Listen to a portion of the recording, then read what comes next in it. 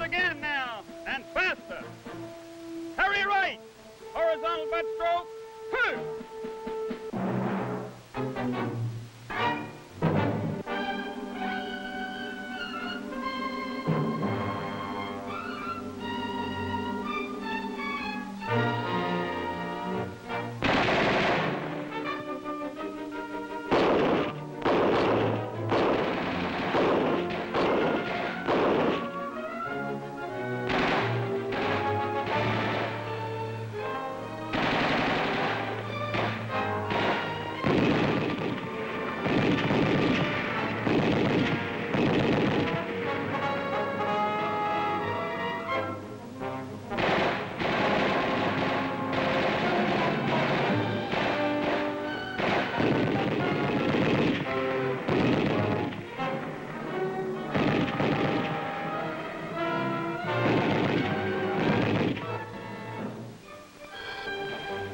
The purpose of the Army's physical fitness program is to prepare you for the strenuous activity, the just plain hard work of military life.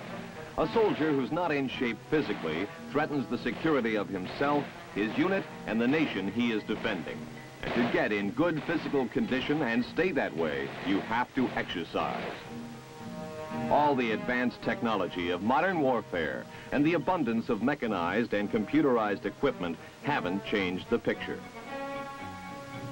The physical condition of the individual soldier is still of prime importance. No matter what his job, a soldier can do it better if he's fit.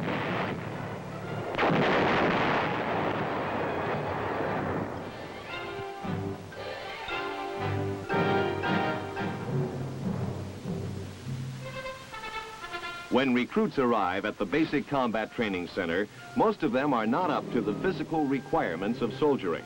Requirements that must include the ability to go all out for long periods of time in case of crisis or emergency. And the ordinary work of the military routine, vigorous though it may be, still cannot bring the men up to the necessary level of conditioning. That's why they need the benefits of the physical fitness program.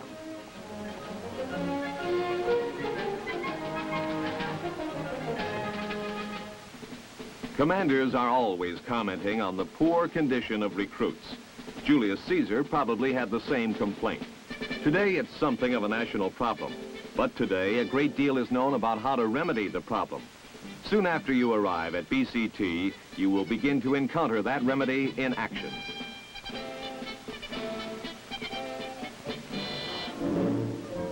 Under the expert and watchful care of your drill sergeant, you'll march.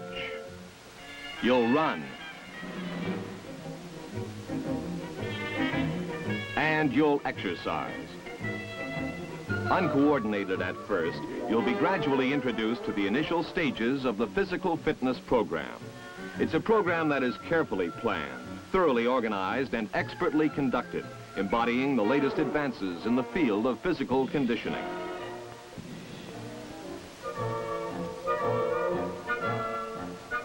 And yet, it's a program that cannot succeed without your help. Just going through the motions won't produce results. You have to participate with spirit and enthusiasm. Execute the exercise at your command. Command! Position, move! Gideon, exercise! 1, 2, 3, 1. As the weeks go by, you will notice rapid improvement. This is part of Conditioning Drill 1, which is widely used in the physical fitness program. Front twister! You'll be taught to give your own commands to keep up your interest and help you develop a sense of participation and leadership.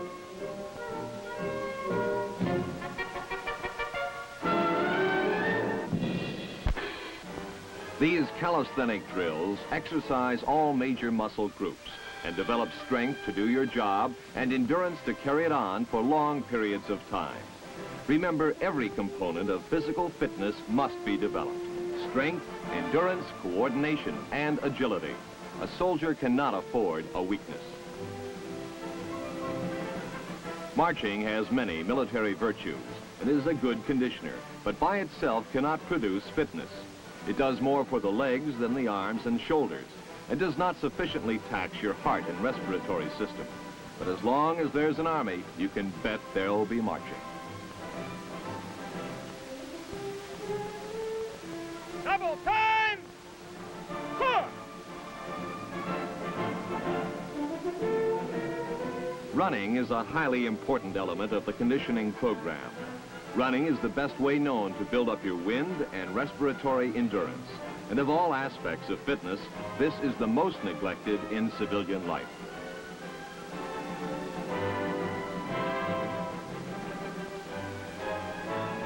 Wind sprints help to prepare you for that extra burst of exertion.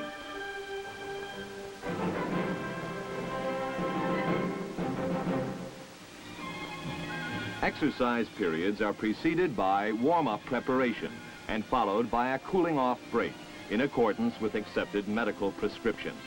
Most of your conditioning activities will be packaged into a 15-minute unit or units. A period of vigorous, sustained effort is better than a long, leisurely workout.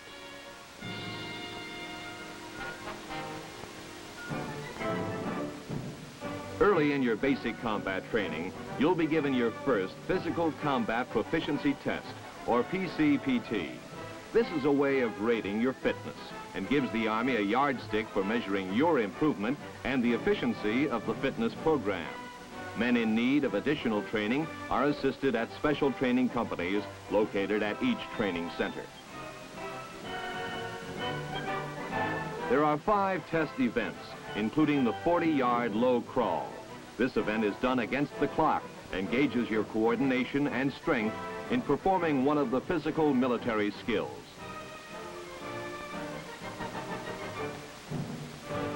On the horizontal ladder, you are scored on the number of rungs you can make in a minute. This is a good measure of your arm and shoulder strength and your general muscular endurance.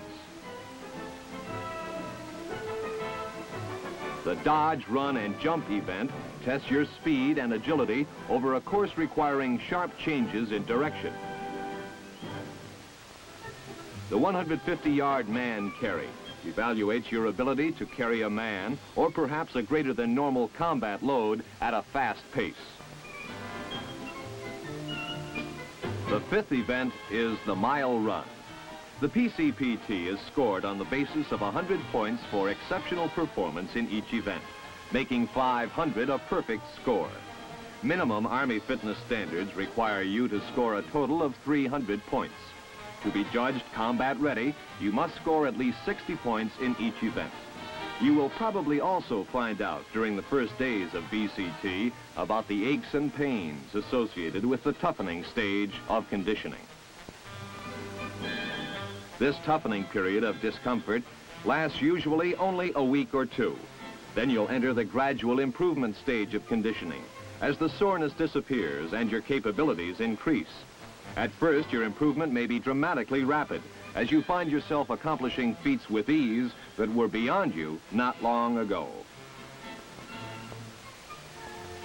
The obstacle course helps you to master the acts of running, jumping, vaulting, climbing, and other valuable physical skills, while at the same time providing you with a competitive challenge. You will usually be allowed to go at your own speed, matching yourself against the course and not the clock. Go! Run! In the tough and strenuous grass drill, the exercises are not done in cadence, but at the best speed of the individual. But don't try loafing. You may wonder sometimes, just when you achieve a certain level of performance, why the drills seem to get rougher and the rest shorter. That's the overload principle in operation. If you are to progress and benefit from the exercise, it must extend you beyond your previous limits. That's how you improve.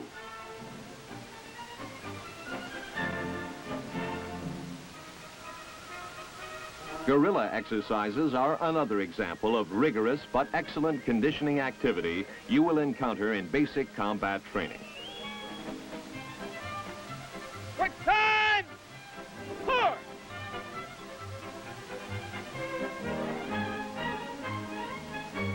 Saddleback carry! Four!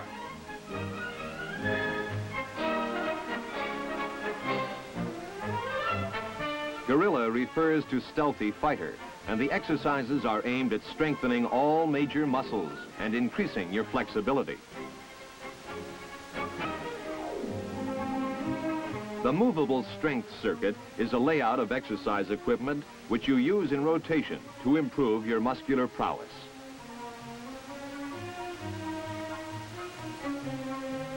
Ready! Exercise! Introduction of different types of exercise activity into the program provides variety and balance and keeps you from getting bored.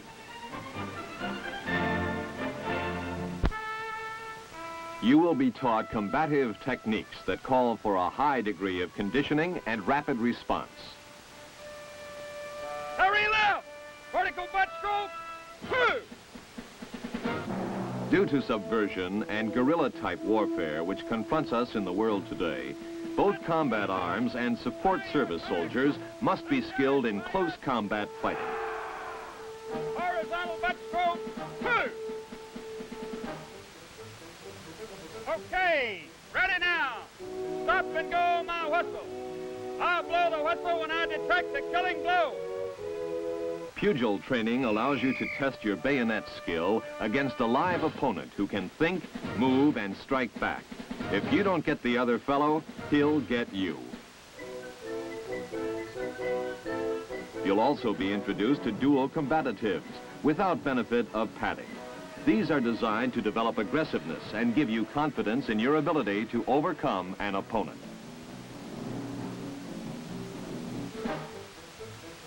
Basic hand-to-hand combat training teaches you how to deal with the enemy at close quarters. Okay, bring that foot back straight. Side kick! Two! To to become expert in these hand-to-hand combat skills takes a lot of practice. In basic combat training, you will be taught methods of bringing your man down quickly. One method is the head twist takedown.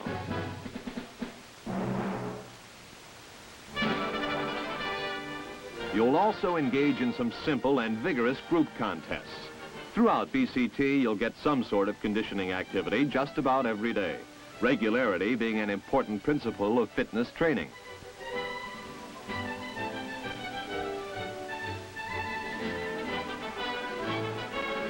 When you take your second PCPT near the end of the cycle, you can judge the results of the conditioning program for yourself. Average scores indicate that most of you will be in the best shape of your lives.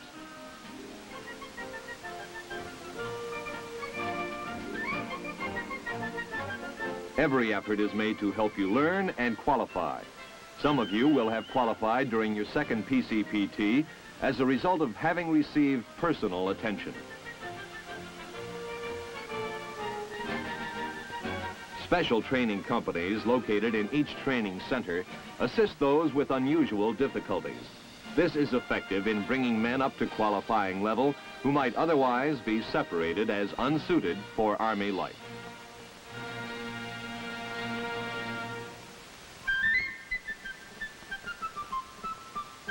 When basic combat training is over, you should be well on your way to becoming a soldier, technically, mentally, and physically fit.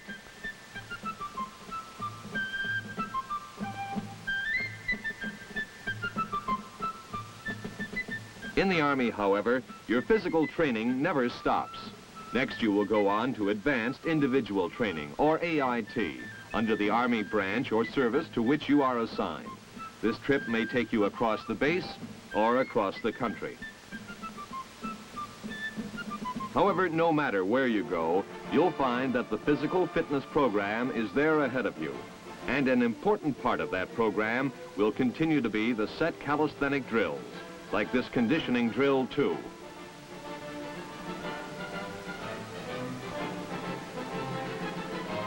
During advanced individual training, a lot of your time will be devoted to instructional periods as you acquire the technical skills associated with your MOS. But every effort will be made to keep you moving forward on your conditioning schedule.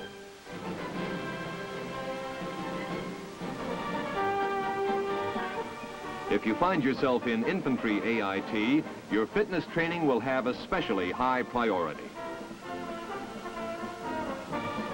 As part of this training, there will be the rifle drill, which is primarily designed to strengthen the arms and shoulders.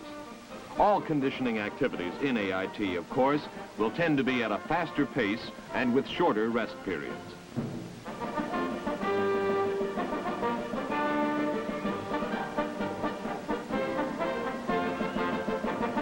The log drill is another set exercise you will meet in your training. This is particularly good for developing coordination and introducing an element of teamwork. By the time you reach AIT, you should know the formal drill routines by heart and be able to execute them with snap and precision.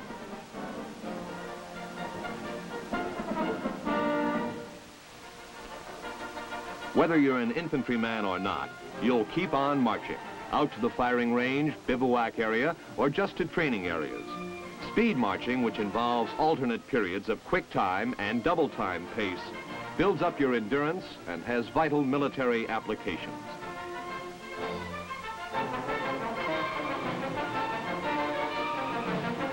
In combat, tactical advantage has many times been gained by a unit that was able to move rapidly and show up unexpectedly in another part of the battle area. Fit troops can make 4 or 5 miles an hour or 15 miles in 4 hours if necessary.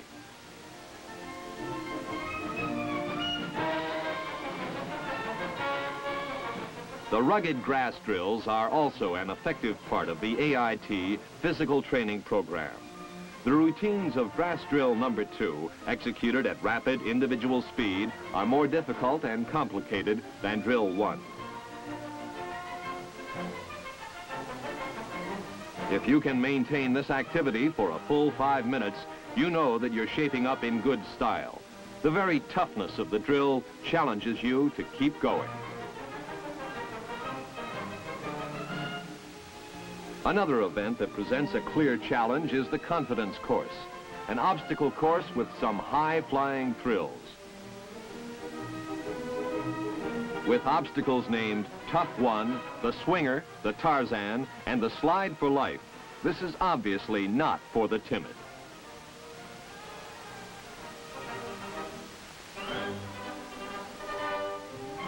You'll be encouraged to test yourself against the lofty challenges of the course, because conquering it can give you important self-confidence and assurance.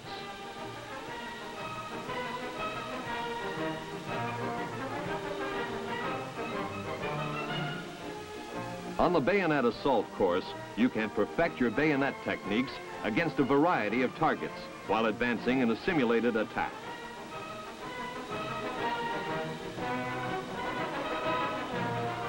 By their construction, the targets indicate the type of bayonet assault to be used against them.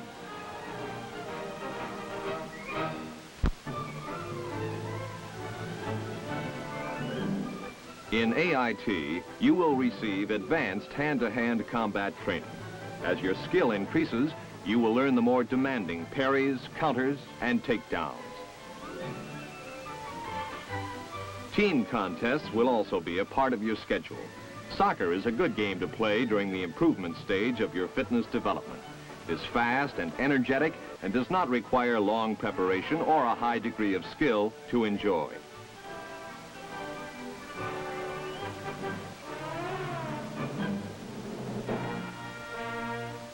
By the end of your advanced individual training, you will probably have reached the sustaining stage of conditioning, having attained a level of fitness beyond which you could progress only with unusual effort.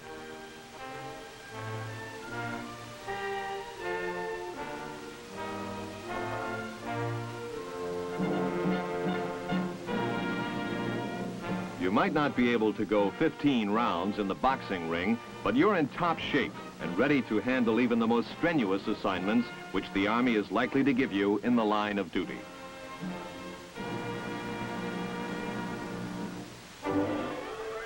Unless, of course, you should choose to qualify as a paratrooper or volunteer for Ranger or Special Forces training. In that case, the standards have to be changed a little. Parachute troops, because of the physically rough nature of their job, must undergo particularly rigorous preparation.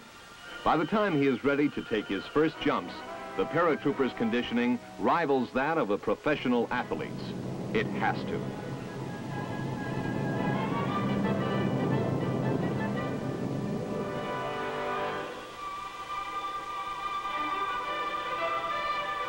If you volunteer as a Ranger, you will learn many new skills, and negotiation of the confidence course is one of the requirements.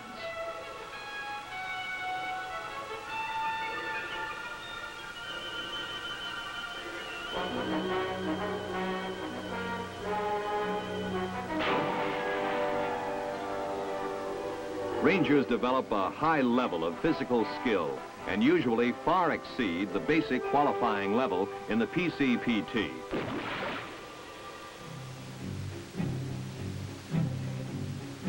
Special Forces troops similarly must be physically conditioned above and beyond the average soldier to carry out their arduous anti-guerrilla missions.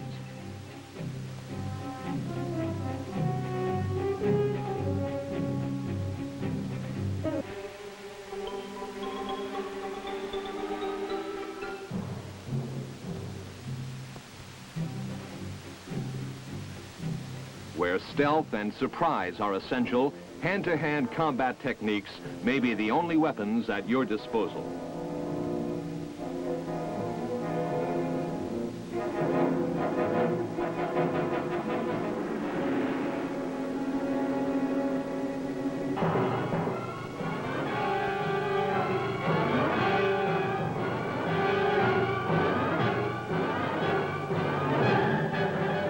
For special missions of this nature, only troops with exceptional skills are employed.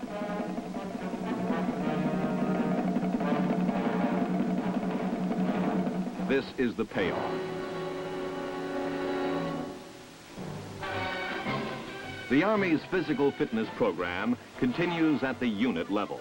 Whatever unit you join after advanced individual training, you will have to stay in top physical shape. Even technicians and chairborne specialists function better when in condition. You'll still get plenty of marching, exercise drills, and conditioning activities. During unit training, some new forms of physical training will be added.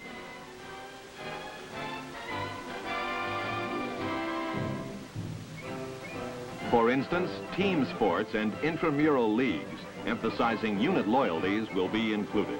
Other team activities requiring less skill are also staged so that all can participate.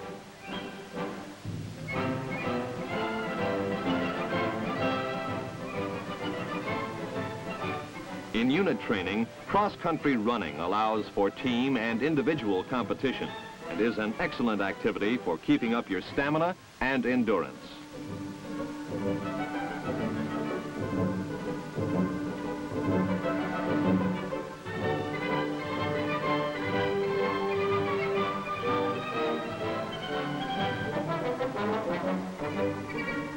Regular workouts on the fixed strength circuit will help you sustain your muscular strength and endurance.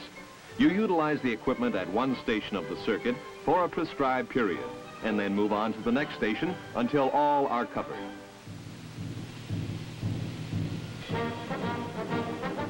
Water survival training is emphasized in unit programs because there's more time at a permanent station for teaching these important skills.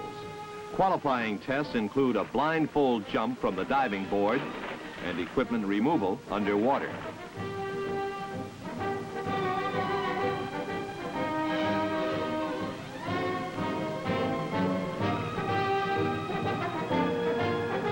Plus a 15-meter swim with rifle and equipment using the side stroke.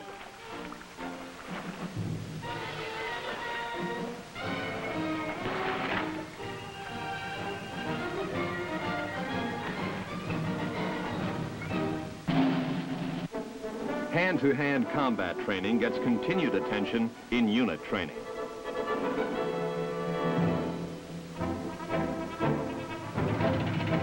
The purpose of all this physical preparation, whether basic combat training, advanced individual training, or unit training, is to make you a superior soldier, capable of performing your military duties in training or combat at a high level of proficiency while maintaining a reserve of strength to meet emergency demands.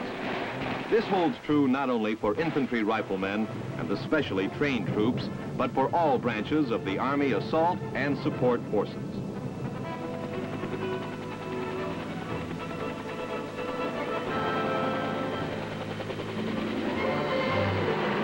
There is hard work to be done in every part of the battlefield.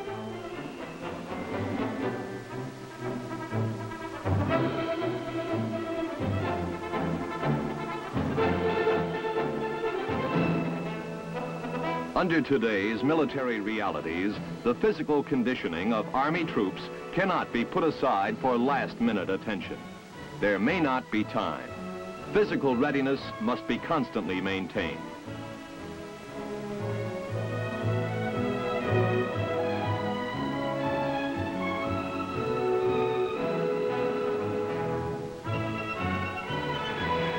When forces can be airlifted to any part of the world within a single day, today's soldiers had better be physically prepared to meet the challenge before he gets there.